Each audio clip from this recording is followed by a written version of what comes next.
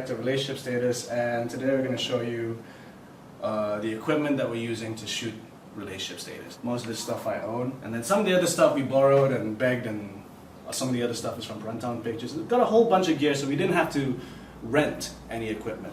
Let's go with the first item, which is...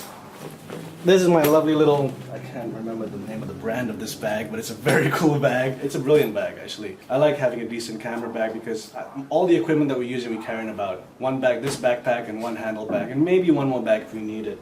Now, the bottom compartment is the main area. This is where we keep the thing that makes this movie look so gorgeous, which is the Canon 5D Mark II. This baby is the one that revolutionized it all, and it just looks gorgeous. The whole reason why it looks gorgeous is the full frame sensor. On regular DSLRs, like standard DSLRs, it'll actually be cropped a bit. The reason is because the way the sensors are designed, so they can't capture the whole frame of the lens. So a 50mm looks more like a 70mm. Now with the Canon 5D Mark II, it is a full sensor, so a 50mm lens looks like a 50mm lens. That difference in frame, and it's also a 21 megapixel sensor, the difference in frame and the amount of pixels you get it makes a huge difference. The shots just look gorgeous. Certain lenses on this camera just look absolutely stunning. So yeah, this is what we've been shooting with mostly. And as a B camera, just to be safe, we have this, which is the 550D. It's an affordable, very affordable digital SLR. It's not a full frame sensor like the 5D, it's a more regular sensor.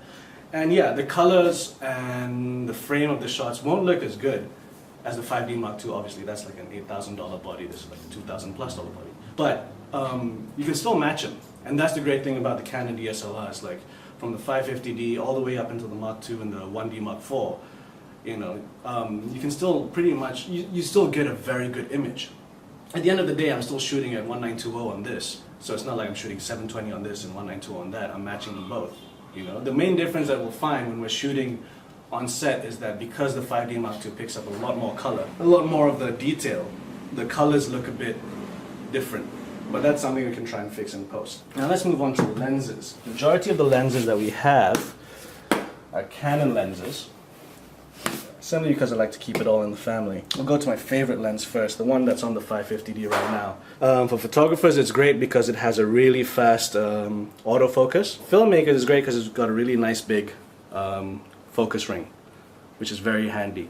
Now, for those people that are on a budget, you can use a 50mm 1.8, which is one of the cheapest lenses, and it's also surprisingly sharp. But for that one, it doesn't have a focus ring on the side. You focus it from the middle top bit over here, which can be very tricky. Which is why I invested in one of these, because this lens, it retails for about $1,000, $1,002 I think, $1,003.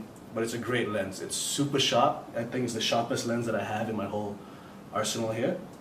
And it looks great. The 50mm frame on the 5D Mark II is one of those very classic, gorgeous looking frames. And of course, in an f-stop of 1.4, you get a whole bunch of depth of field, you know, very shallow depth of field. Sometimes it becomes a bit tricky. Sometimes I want to focus on the character, but maybe I'm focusing on the nose and the eyes are out of focus. That sometimes happens. Other lens. This one I bought recently just before we shot is the 35mm f2. 35mm is another frame that I like because it's quite wide, but it's wide without looking warped. You know, sometimes when you have a very wide lens and everything looks like it's a Terry Gilliam movie, everyone's heads are a lot bigger than they should be. The rooms just look spread out and everything goes to the sides. 35mm has it's the type of frame size where you can capture a lot without warping the shot, which I like. It's very great for like medium shots from the waist up, or even like full body shots. It captures the background and the foreground, and at f2, you know, it's great for low light as well. This is one of the earlier lenses I bought, which is the 28mm 2.8. Now you'll notice that I use a lot of prime lenses. Now this is my go-to wide lens. It's not as sharp as the rest of these lenses. Quite affordable, though it retails for about 800-900 ringgit, and it's a nice wide that warps a bit but not too much, you know, so if I need to have that big white space then it works. Reason why I like prime lenses is prime lenses are generally sharper even when you know, they're not as expensive as some of the other lenses. Now in terms of zooms, what we have here is, this is a very affordable lens here.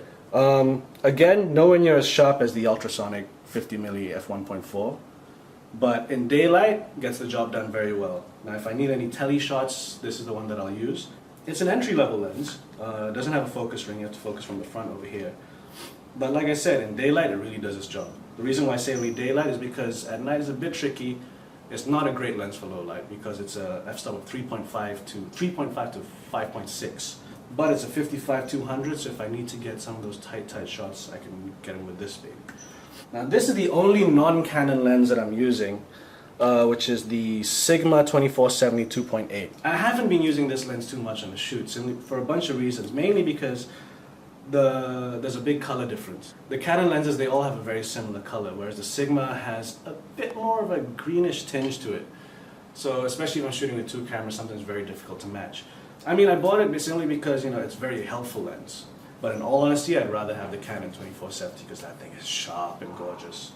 Speaking of which, whilst we were shooting, we also managed to pull in a couple of favors on some of the days. So we did manage to shoot with the Canon 2470 2.8, which is, again, a very, very sharp lens for a zoom lens. We had that. We managed to borrow a 1635, which is a gorgeous lens, especially on the 16. We're not using too many wides on this, but there was one shot with Tony Yusuf was on the balcony as the whole of PJ, and I was like, you know, you want to capture that because we don't have many big vista shots, so using the 1635 on that was gorgeous.